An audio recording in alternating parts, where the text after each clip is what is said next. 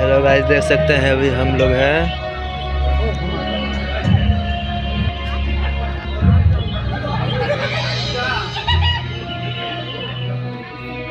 गांधी जी और बिहार।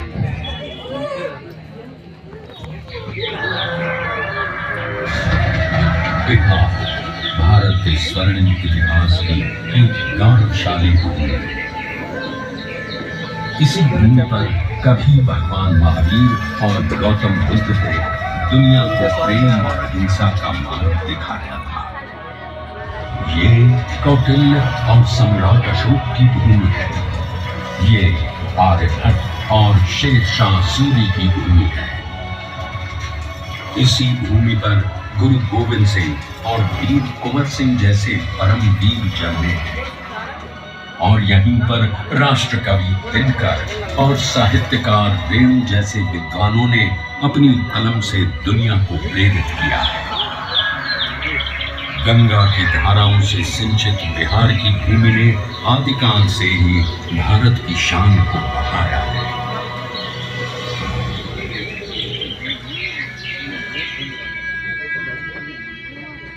पर जिस बिहार ने सदियों तक नालंदा और विक्रमशिला जैसे विश्वविद्यालयों में ज्ञान और मेधा से पूरे विश्व को राह दिखाई थी, वो 20वीं सदी के आगमन तक खुद अंग्रेजों के अन्याय और दमन की जंजीरों में जकड़ा हुआ था। ये वो समय था जब अंग्रेजों ने भारत को पूरी तरह गुलाम बना लिया था।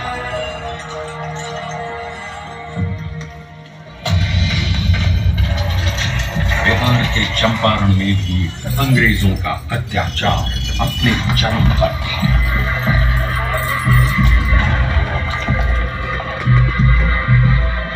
चंपारण की उपजाऊ भूमि अंग्रेजों के लालच के कारण जबरन नींद उगाने को लाचार थी और धीमे धीमे बंजर हो रही थी। गोरी सरकार द्वारा लगाए गए लगान और अनेक प्रकार के करों के बोझ तले लाखों किसान बदहाल थे।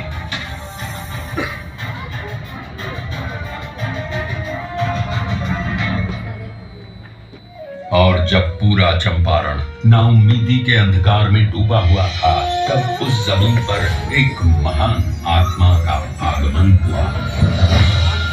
पंडित राजकुमार शुक्ल की बारंबार आग्रह पर चंपारण आए गांधी जी को उस समय इस बात का बिल्कुल भी अंदाजा नहीं था कि बिहार से उनकी ये भेंट उनके जीवन की सबसे महत्वपूर्ण घटना बन जाएगी।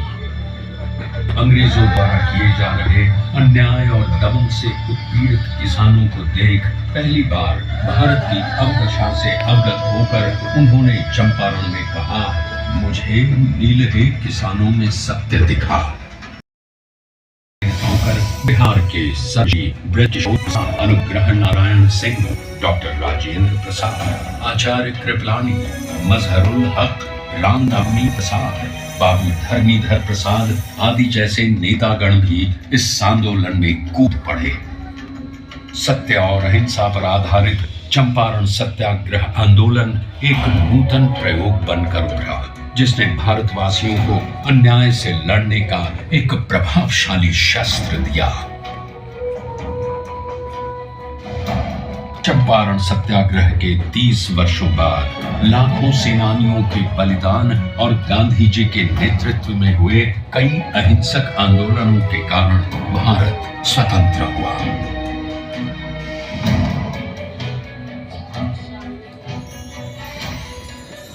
उनके विचारों ने न केवल देश को आजादी की राह दिखाई, बल्कि देश के सामाजिक व आर्थिक पुनरुत्थान का मूलाधार भी बने।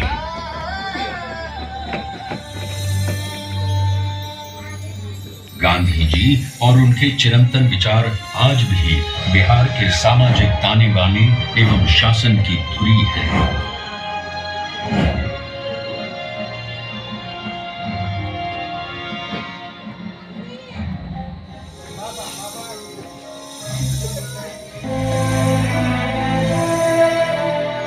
सन 2017 में चंपारण सत्याग्रह शताब्दी वर्ष के उपलक्ष्य में बिहार के दूरदर्शी एवं युग परिवर्तक पूर्व मुख्यमंत्री श्री नीतीश कुमार जी की प्रेरणा से कई कार्यक्रमों का आयोजन किया गया। इसमें गांधी जी की स्मृति, उनकी विरासत, शिक्षा और ध्येय को जन जन तक पहुंचाया गया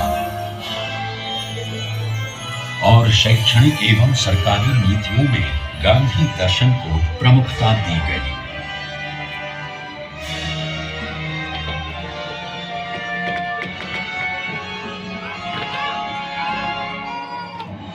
राज्य में पूर्ण नशाबंदी, जल डैश जीवन डैश हरियाली, बाल विवाह एवं दहेज प्रथा पर रोक, महिलाओं की शिक्षा, रोजगार, सरकारी नौकरियों एवं स्थानीय स्वशासन में महिलाओं की बढ़ती भागीदारी आदि गांधी जी के सिद्धांतों के प्रति बिहार के समर्पण के कारण ही संभव हो सके।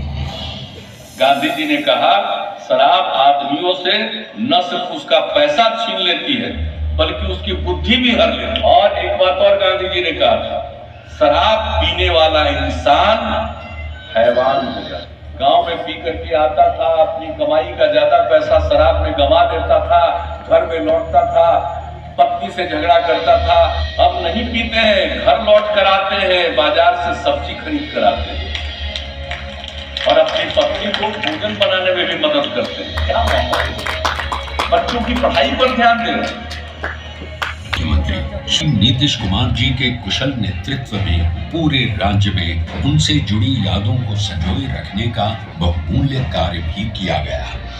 भीति हरवा आश्रम एवं बुनियादी विद्यालयों का जीर्णोद्धार, गांधी मैदान पटना में गांधी जी की सबसे ऊंची कांस्य प्रतिमा, बापू सभागार पटना, बापू परीक्षा परिसर, मोतिहारी और बेतिया बापू सभागारों का निर्माण आदि कई कार्य हुए हैं।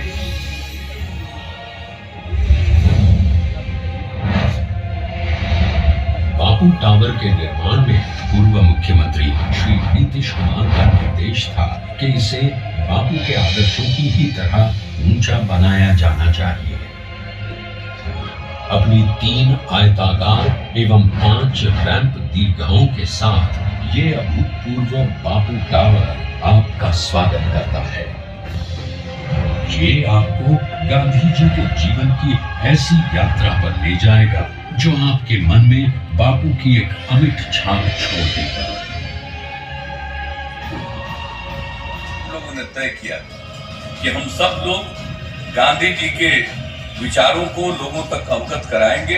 10 से 15% की नई पीढ़ी के बच्चे बच्चियों के मन में अगर गांधी जी के विचारों का आकर्षण पैदा हो गया और उसके प्रति उनके मन में समर्पण का भाव पैदा होगा तो ये समाज बदल जाएगा, देश बदल जाएगा। ये मेरा पूरा विश्वास है।